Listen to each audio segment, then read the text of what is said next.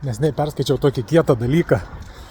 Esat kada nors girdėję apie tokį hormoną serotoniną, vadinamą laimės hormoną.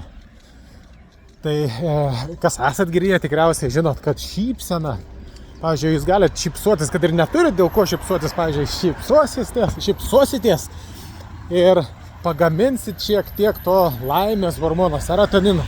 Jis labai susijęs su gyvenimo kokybė, laimės to tokio pojaučių, sveikata, miegu, gera savijauta. Tai žodžiu, šypsokitės kuo daugiau, bet dar kietesnis faktas yra toksai, kad pavyzdžiui, aš jeigu nusišypsau tau, tai aš ne tik tai, kad savo pagaminu to serotoniną ir padovanoju tau pagaminu taip pat.